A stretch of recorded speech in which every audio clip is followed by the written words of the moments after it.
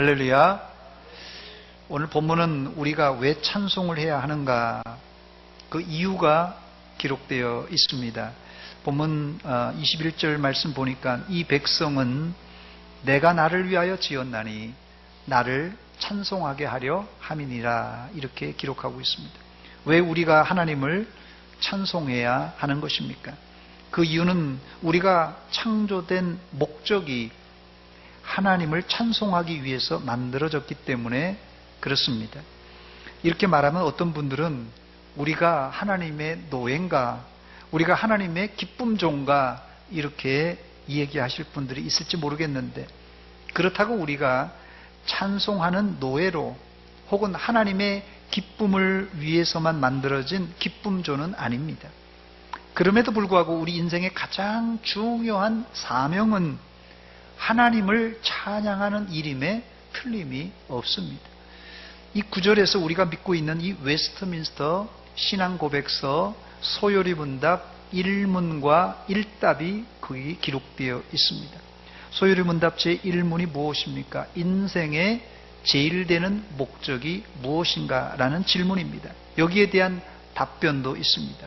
인생의 제일 되는 목적은 하나님을 영화롭게 하고 그를 영원토록 즐거워하는 일이다, 이렇게 답변하고 있습니다. 이거는 우리 학습받고 세례받은 분들은 다 배웠던 내용입니다.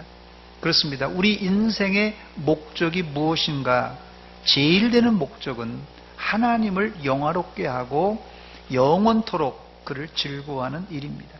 이 질문을 좀 쉽게 말씀드리자면, 당신은 왜 삽니까? 당신은 왜 삽니까? 이렇게 질문을 바꿀 수 있습니다. 이 말은 당신의 인생의 목적이 무엇입니까? 라는 뜻입니다. 더 나아가서 당신은 오늘 이 말을 좀 더 분해시켜서, 이 질문을 좀 더 분해시키자면, 오늘 여러분들이 교회를 오셨는데 여러분들이 교회를 왜 오셨습니까? 여러분들이 교회를 다니시는데 교회를 왜 다니십니까? 또 여기 학생들이 많이 앉아 있는데 여러분들은 왜 공부하십니까? 직장 다니시는 분들은 왜 직장 다니시고, 사업하시는 분들은 왜 사업을 하십니까? 여러분들은 왜 사십니까? 라는 질문에 왜 사냐고 물으면 아마 각자 할 말이 많을 거예요. 왜 사냐고 물으면 각자 할 말이 많을 겁니다. 아마도 삶의 의미를 잃어버린, 아무나가 아니라 삶의 의미를 잃어버린 70, 80대 노인들, 어른들에게 왜 사냐고 물은다면 삶의 의미가 없기 때문에 그들은 이놈아, 내가 죽지 못해서 살지, 늙으면 죽어야지, 이런 대답이 돌아옵니다. 왜 사십니까? 죽지 못해 산다. 삶의 의미를 잃어버린 60대에게 왜 사냐고 질문한다면, 내가 30대, 40대 젊었을 때 뼈 빠지게 가족들을 위해서, 이 사회를 위해서 열심히 일했기 때문에 이제는 은퇴하여서 좀 한가롭게 쉬면서 삶을 즐기기 위해서 산다, 이렇게 대답할 것입니다. 60대 이상 은퇴하신 어른들, 젊었을 때 이 대한민국을 위해서, 가족을 위해서 정말 수고 많이 하셨습니다. 충분히 은퇴하시고 쉴 자격이 있는 분들입니다. 또 40대, 50대에게 왜 사냐고 물으면 지금 너무 바쁘게 살다 보니 왜 사는지를 생각할 겨를도 없이 바쁘게 살고 있습니다, 이렇게 대답할지 모르겠어요. 또 20대, 30대 젊은이들에게 왜 사냐고 묻는 것은 아마도 그들에게는 사치가 아닐까 생각이 됩니다. 이들은 지금 약육강식의 살벌한 사회에서 살아남기 위해서 정말 전쟁을 벌이고 있는 중입니다. 이 자리에는 특별히 오늘 우리 중고등부 학생들이 또 같이 참석했는데, 우리 초등학교, 중학교, 고등학생들에게 묻습니다. 여러분들은 왜 삽니까? 여러분들은 왜 살아요? 우리 중학교, 고등학생들이 이렇게 질문을 해도 대답을 잘 안 하더라고요. 그래서 제가 사지선다형 문제를 준비했습니다. 우리 중학교, 고등학교 학생들이 답해 보시기 바랍니다. 여러분 왜 삽니까? 1번 공부하기 위해서, 2번 좋은 대학 가기 위해서, 3번 좋은 직장 잡기 위해서, 4번 돈 많이 벌기 위해서. 1, 2, 3, 4번 중에 여러분 몇 번입니까? 4번? 예. 예. 역시, 예. 정희경 집사님 아들답네요. 4번. 예, 또 몇 번 있어요? 1번? 공부. 이 공부를 또 좋아하는 학생들이 있네요. 예. 제가 1부 때 초등학교 3학년인가 4학년인가 요 앞에 앉아가지고 대답하기를 2번이라고 대답하더라고요. 초등학교 3학년 애가 벌써 좋은 대학 가기 위해서 이렇게 공부 열심히 하고 산다고 이렇게 대답하더라고요. 제가 깜짝 놀랐습니다. 여기서는 초등학교 때부터 대학을 생각한다고 합니다. 여러분, 그런데 제가 이 문제를 좀 우습게 내려고 냈는데요. 예수 그리스도를 떠난 인생의 모든 대답은 삶의 방향을 잃은 답변들입니다. 여러분, 이런 문제는 정답이 없습니다. 여러분 예수 믿는 우리 중학교 고등학생들이라면 왜 사냐고 물은다면 뭐 돈 많이 벌려고, 뭐 좋은 대학 가려고, 좋은 직장 가려고, 이런 대답이 아니라 이건 아니라고 대답할 줄 알아야 됩니다. 나무로 창을 내겠소라는 시를 지은 이 김상용 시인이 이런 19절을 지었어요. 왜 사냐 물으면 웃지요. 왜 사냐 물으면 그냥 웃지요. 이렇게 19절에 대답했습니다. 저는 이 김상용 시인에게 공개적으로 묻고 싶습니다. 왜 사냐고 물을 때 이 시인이 왜 웃지요라고 대답을 하셨는지, 혹시 이 시인도 인생의 참 의미와 목적을 몰라서 그냥 웃음으로 대변하지 않았는가, 이렇게 생각할 수 있습니다. 우리가 공부하고 돈 벌고 결혼하고 직장 잡는 것이 중요합니다만 이런 것들에 앞서서 먼저 우리 인생의 의미와 인생의 목적을 알아야 됩니다. 그래야 70대, 80대, 90 나이를 먹어서도 죽지 못해서 산다, 늙으면 죽어야지, 이런 대답이 안 나오는 것입니다. 제가 오늘 말씀을 의지해서 인생의 목적을 분명히 말씀드리고 싶은데, 우리는 돈 벌고 성공하려고 사는 것이 아니라 하나님의 영광을 위해서 사는, 우리는 하나님의 특별한 피조물입니다, 여러분. 첫 번째, 저는 오늘 본문에서 하나님과 이스라엘의 관계를 알 수 있는데, 하나님은 이스라엘의 창조주이시고 이스라엘은 그의 피조물입니다. 이 정체성이 확립되면 우리 인생의 크고 작은 모든 문제들이 술술술 풀려나갈 줄 믿습니다. 본문 이 21절에 이 백성은 내가 나를 위하여 지었나니 나를 찬송하게 하려 함이니라고 이렇게 본문은 말합니다. 하나님은 이스라엘 백성들을 향하여 분명히 내가 지었다라고 이렇게 밝히고 있는데, 여기 본문에 사용된 이 지었다라는 단어는 히브리어로 야찰이라는 단어입니다. 이 단어는 창조 때 하나님이 사람을 만드실 때 사용한 단어가 이 야찰이라는 단어입니다. 창세기 2장 7절 말씀입니다. 여호와 하나님이 땅의 흙으로 사람을 지으시고, 여기 지으시란 말이 이 야찰이란 단어예요. 그리고는 생기를 그 코에 불어넣으시니 사람이 생명이 되었다 말합니다. 오늘 본문이 포함되어 있는 이사야 43장 1절에도 이 단어가 기록되어 있는데, 야곱아 너를 창조하신 여호와께서 지금 말씀하시느니라, 이스라엘아 너를 지으신 이가 말씀하시느니라. 여기 지으신 이란 말도 야찰이란 단어입니다. 너는 두려워하지 말라, 내가 너를 구속하였고 내가 너를 지명하여 불렀나니 너는 내 것이라 했습니다. 계속해서 이사야 43장 7절에도 이 야찰이라는 단어가 또 사용되어 있는데, 내 이름으로 불려지는 모든 자, 곧 내가 내 영광을 위하여 창조한 자를 오게 하라, 그를 내가 지었고 했는데, 여기에도 야찰이라는 단어가 기록되어 있습니다. 여기서 우리는 하나님과 이스라엘의 관계를 우리가 확실히 알 수 있습니다. 어떤 관계인가? 하나님과 이스라엘은 이 창조주와 이 피조물 관계인 것을 확실히 알 수 있습니다. 구약의 이 창조하다 혹은 만들다라는 단어가 일반적으로 세 가지 단어가 사용되는데, 일반적으로는 이 바라라는 단어, 또 아사라는 단어, 또 혹은 야찰이라는 단어, 이 세 가지 단어가 히브리어에서 창조하다, 만들다라는 단어입니다. 이 세 단어 다 모두 다 창조, 만들다 이런 동일한 뜻을 가지고 있지만 의미상은 좀 다릅니다. 첫 번째 기록된 이 바라라는 단어는 하나님께서 무에서 유를 창조하실 때 사용했던 단어입니다.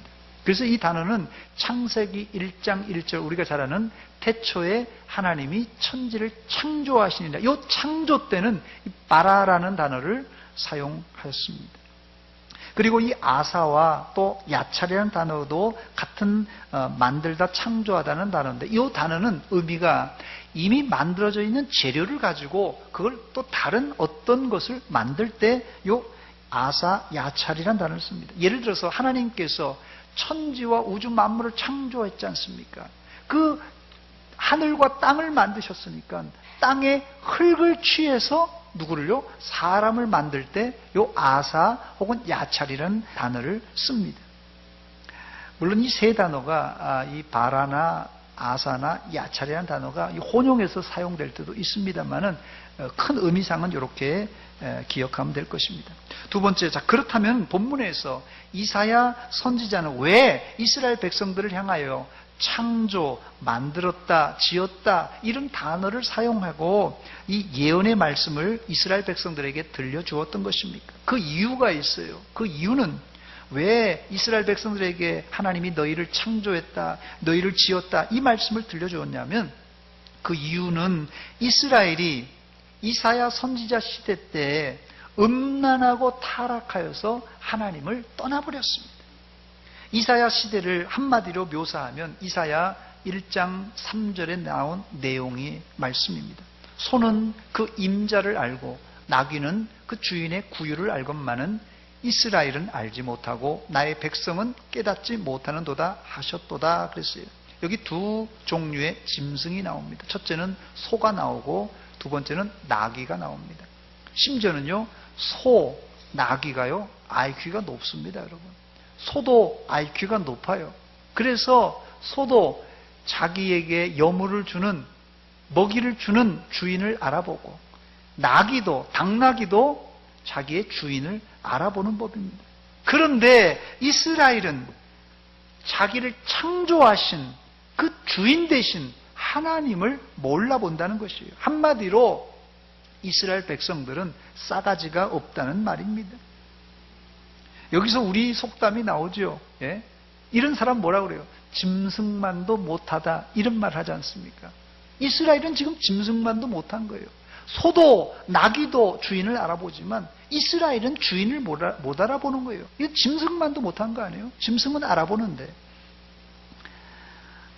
이스라엘은 자기를 창조하신 하나님을 거역하고 불순종하며 다른 신, 우상에게 절하며 우상을 섬겼습니다. 이런 이스라엘을 향하여서 이사야 선지자가 지금 뭐라고 예언합니까? 너희들 지금 이스라엘 백성들아 정신 차려라. 너희들 지금 번지수를 잘못 찾았다. 하나님이 너희의 주인이고 하나님이 너희 창조자인데 왜 엉뚱한 우상을 섬기느냐. 이런 지금 예언이 오늘 말씀의 주제입니다. 하나님이 인간을 흙으로 창조하셨다는 말은 우리 인생의 주권, 우리 인생의 소유권은 내가 아니라 하나님이란 뜻입니다. 그러므로 인생은 누구나 내 인생은 내 것이라고 주장해서는 안 되고 내 인생은 주님의 것이라고 고백해야 옳습니다. 불행히도 소도 나귀도 자기 주인을 알아보는데 이스라엘은 자기를 창조하신, 자기를 구원하신 하나님을 알아보지 못했습니다. 제가 생각할 때 요즘 이제 포스트 모던 시대라고 그러는데요. 후기 현대 사회라 이렇게 부르는데요. 이 포스트 모던 시대의 가장 큰 이슈는 저는 두 가지라고 생각이 됩니다. 첫째는 먹고 사는 문제, 경제. 뭐 어딜 가도 뭐 정치가 됐든 뭐 어디가 됐든 먹고 사는 문제, 경제가 1번이에요. 두 번째 요새 이슈가 뭡니까? 인권입니다. 인권. 그래서 사람이 먼저다라는 말이 나왔습니다. 뭐 틀린 말이 아닙니다. 사람이 어떤 무엇보다도 존귀하기 때문에 먼저가 돼야 되고 인권이 먼저입니다. 일보다 사람이 먼저입니다. 그러나 여러분 잘 들으시기 바랍니다. 인권 하면서 신권보다 앞서서는 안 됩니다. 인권이 신권보다 앞서서 안 됩니다. 인간의 권리 이전에 하나님의 주권, 하나님의 신권이 먼저입니다. 아멘. 사람의 권리를 주장하기보다도 인간은 창조주 하나님의 인간 창조 목적을 깨닫는 것이 먼저입니다, 여러분. 세 번째로, 그렇다면 하나님은 인간을 왜 창조하신 것입니까? 이 만들어지다, 피조되었다는 뜻은 다른 말로는 목적이 있다, 그런 뜻입니다. 어떤 물건도 저절로 아무 의미 없이 만들어진 것은 없습니다. 여러분, 누군가 이 볼펜을 만든 사람이 있을 거예요. 이 볼펜이 어쩌다가 그냥 뚝딱 하늘에서 떨어지거나 땅에서 솟아오른 것이 아니라 공장에서 누군가에 의해서, 기술자에 의해서 이 볼펜이 만들어졌습니다. 왜 만들었어요? 심심해서요? 아니에요. 이 목적은 글씨를 쓰기 위한 목적이 있습니다. 하나님께서 인간을 창조하셨어요. 인간을 만드셨어요. 그냥 심심해서 만든 것이 아니라 인생의 목적이 있다는 말입니다. 본문 21절 다시 읽습니다. 이 백성은 나를 위하여 지었나니, 내가 나를 위하여 지었나니 나를 찬송하게 하려 함이니라 그랬어요. 하나님께서 인생을 지으신 이유는 나를 위하여, 내가 나를 위하여 창조했다고 그랬습니다. 그렇다면 이스라엘은 누구를 위해 살아야만 되겠습니까? 창조주 하나님만을 위해서 살아야만 됩니다. 이것이 하나님이 인간을 창조한, 만드신 이 원초적인 목적입니다. 첫 번째, 모든 인간은 하나님께서 이 문화명령이라는 것을 주셨습니다.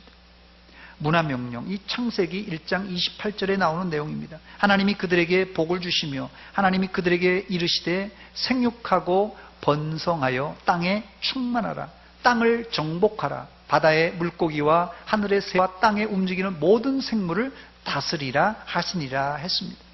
이것이 인간의 가장 기본적인 사명인데요. 이것을 세 가지로 요약해 보자면, 첫째는 1차적으로는 인간의 사명은 생육하고 번성하여 땅에 충만하는 것이 첫 번째 사명입니다. 두 번째는 그 땅을 정복하라고 그랬어요.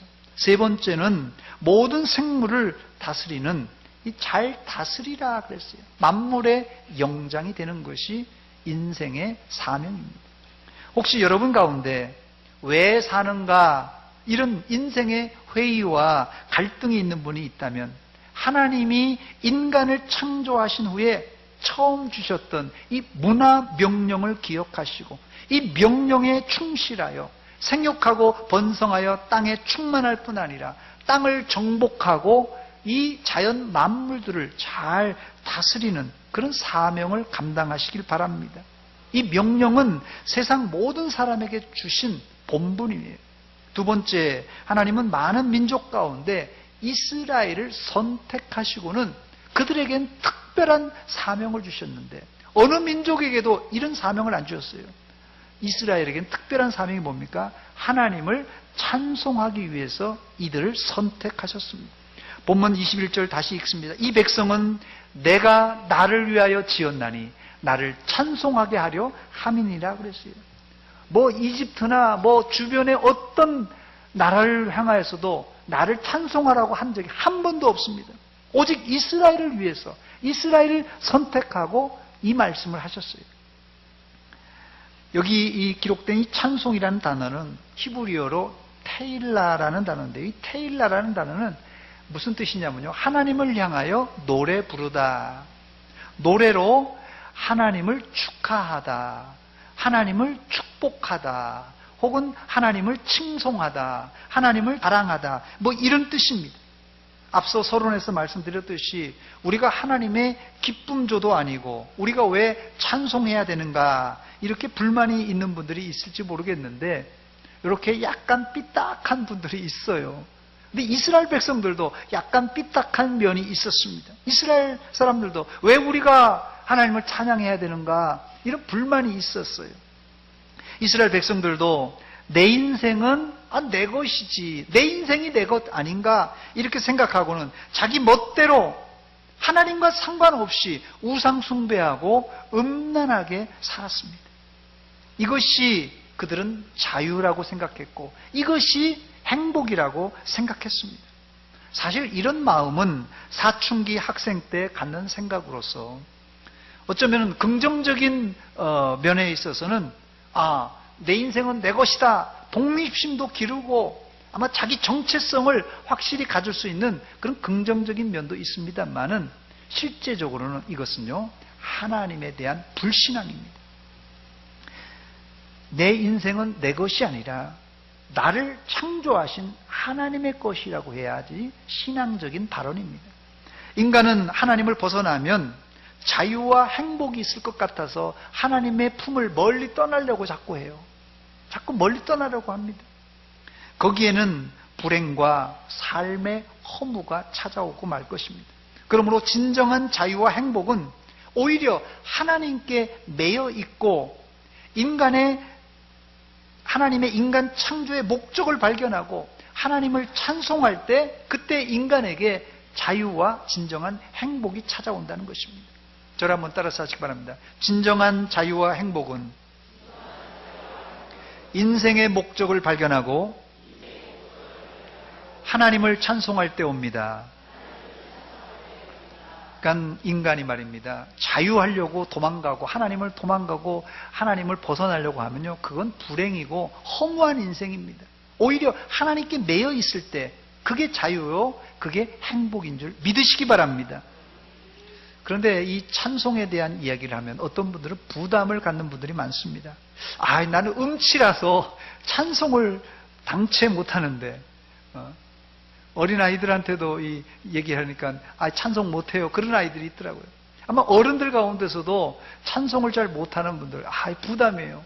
예배 시간에 또 찬송 부르라면 또 어디 우리나라는 또 어디 놀러 가서 18번 한 곡 좀 뽑으라고 하면 음치들은 이거 못한다고 뒤로 뺍니다. 근데 여러분 잘 들으시기 바랍니다. 음치라도 찬송할 수 있습니다. 여러분, 벙어리는 찬송 못합니까? 벙어리도 찬송할 수 있습니다. 어떻게 벙어리가 찬송할 수 있습니까? 찬송은 노래를 잘하는 것이 아니라 아까 말씀드린 대로 찬송의 정의가 하나님을 향하여서 하나님을 축복하고 하나님을 자랑하고 하나님을 칭송하고 하나님을 높여드리는 것, 바로 이게 찬송인데요, 꼭 입으로만이 아니라 우리의 말로, 행동으로, 우리의 모든 인격으로 하나님을 찬송할 수가 있습니다. 노래를 잘한다고 찬송을 잘하는 게 아닙니다, 여러분. 하나님을 향한 무한한 신뢰와 감사와 감격만 있으면 음정 박자가 좀 틀려도 괜찮습니다, 여러분. 즉 찬송은 곡조가 없더라도 찬송의 원뜻인 하나님을 축하하고 축복하고 자랑하고 높여드리면 곡조가 없더라도 훌륭한 찬송이 될 수가 있습니다. 여기 한 가지 덧붙인다면 찬송은 우리 인간 내부에서 나오는 자발적인 감격으로 터져 나와야 됩니다. 만약 찬송을 음정 박자에 맞춰서 잘 불렀다고 할지도 전혀 마음이 없다면 그것은 하나님이 결코 기뻐받지 않습니다. 그러므로 찬송은 우리 마음속 깊은 곳에서 우러 나와야만 합니다. 마지막 네 번째로, 혹시 이 자리에 찬송이 막혀 있고 기도가 막혀 있는 분들이 계십니까? 찬송이 중단되었거나 막혀 있다면 그 사람은 영적 중증 환자입니다. 찬송이 막히고 기도가 막힌 사람은 영적 중증 환자입니다. 올 2018년도 상반기 동안에 여러분들은 얼마나 많이 마음속에서 흘러나오는 찬송을 하나님께 올려드렸습니까? 아니면은 그냥 예배 때 겨우 참석해서 그냥 부르니까 따라서 그냥 부르는 정도입니까? 다윗은 밧세바를 범한 이후에 약 10개월 동안이나 찬송을 부를 수가 없었습니다. 그는 그 당시를 자신의 시에서 수금과 비파가 잠자고 있다고 비유합니다. 그리고 언제 다윗이 다시 찬송할 수 있었습니까? 나단 선지자 앞에서 내가 죄인입니다 고백하며 회개했을 때 비로소 잠자던 비파와 수금을 깨우고 새벽을 깨우며 그는 찬송할 수가 있었습니다. 안타까운 사실은 이사야 선지자가 활동하던 시대에 이스라엘도 찬송이 멈추어진 상태였습니다. 어떻게 찬송이 다시 터져나올 수 있다고요? 회개할 때 찬송이 터져나올 수 있습니다. 그런데 안타깝게도 이스라엘은 이 회개를 거부하다가 결국은 바벨론 제국의 주전 586년에 멸망당하고 맙니다. 바벨론 포로 기간 동안 이스라엘은 찬양을 하고 싶어도 찬양을 할 수가 없었습니다. 시편 137편 1절로 4절에 이 이스라엘 백성들이 바벨론에 가서 어떻게 생활하고 어떻게 찬송을 못했는가 자세히 기록되어 있는데, 거기 보니까 우리가 바벨론의 여러 강변 거기에 앉아서 시온을 기억하며 울었도다 그랬어요. 울음바다가 됐어요. 그 중에 버드나무에 우리가 우리의 수금을 걸었나니. 수금은 악기입니다. 여러분, 악기는 연주하라고 있는 거지 그거 뭐 장식용으로 나무에다가 걸어놓는 게 아닙니다. 이는 우리를 사로잡은 자가 이유가 있어요. 왜 나무에다 걸었어요? 이는 우리를 사로잡은 자가 바벨론 사람들입니다. 거기서 우리에게 노래를 청하며, 야 니네들 예루살렘에서 이스라엘에서 노래 잘하는 민족으로 알려졌는데 한번 노래 한번 해봐, 이렇게 청하며 우리를 황폐하게 한 자가 기쁨을 청하고 자기들을 위해서, 하나님 위해서가 아니에요, 자기들을 위해서 시온의 노래 중 하나를 노래하라, 이렇게 하면 조롱하는 겁니다. 이거 조롱하는 거예요. 그때 우리가 이방 땅에서 어찌 여호와의 노래를 부를까? 노래를 부를 수가 없었어요. 저는 이 말씀을 묵상하면서 우리가 찬송을 제대로 하지 않다가는 우리도 강제적으로 찬송을 못 부를 날이 올 수 있다는 것이에요. 정신 차려야 됩니다, 여러분들. 이제 말씀을 맺습니다. 올 우리 교회 표어가 구원의 감격을 회복하는 찬송의 사람이 되자라는 표어입니다. 혹시라도 찬송이 막혀있는 분들이 이 자리에 참석하셨다면 다윗처럼 철저히 회개함으로 찬송이 회복되시기를 주의 이름으로 축원합니다. 이것은 단순한 찬송의 문제가 아닙니다, 여러분. 제가 지금 말하는 것은 찬송의 문제가 아니라 우리 인생의 궁극적인 삶의 이유, 인생의 목적과 관계되는 거예요. 이 찬송은 단순히 노래가 아니라 우리 인생의 목적과 인생의 의미에 대한 이야기를 말씀드리는 겁니다. 여러분들 모두는 마음에 꺼림칙한 것을 다 회개하시고 구원의 감격을 회복하는 찬송의 사람이 되시기를 주의 이름으로 축원합니다. 저를 한번 따라서 하시기 바랍니다. 주여, 주여, 구원의 감격을 회복하는 찬송의 사람이 되게 하소서. 여러분이 기도의 제목을 가지고 구원의 감격을 회복하는 찬송의 사람이 되게 하소서 기도하시기 바랍니다. 같이 기도합니다. 이 시간 기도할 때 혹이라도 기도가 막혀있고 찬송이 막혀있는 사람이 있습니까? 하나님, 내 마음에 막혀있는 꺼림칙한 죄악을 회개하오니 이 시간 기도가 열려지게 하시고 찬송이 열려지게 하시옵소서. 한 목소리를 같이 기도합니다. 하나님 아버지, 이 아침에 저희들 우리의 마음을 돌아봅니다. 꽉 막혀있는 우리의 마음을 하나님 회개로, 하나님 우리 마음을 열어주시옵소서.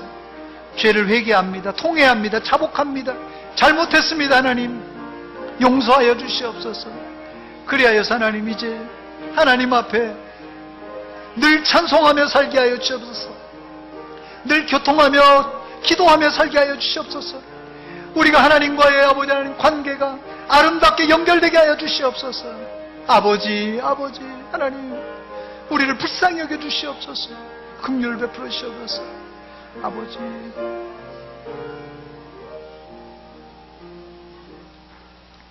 하나님 아버지, 은혜와 사랑 감사드립니다. 우리가 인생을 살아가면서 힘든 일, 어려운 일, 복잡한 일 만날 때 우리 기도가 막히고 찬송이 막힌 적이 많이 있습니다. 이 시간 우리 마음이 답답합니다. 주님, 우리 모든 실수와 잘못과 죄악을 회개하오니 우리의 막혀있는 기도의 문이, 찬송의 문이 터져나오게 하여 주시옵소서. 그래서 우리 일평생 늘 찬송하며 늘 기도하며 주님과 교제하며 살게 하여 주시옵소서. 예수님의 이름으로 기도하옵나이다. 아멘.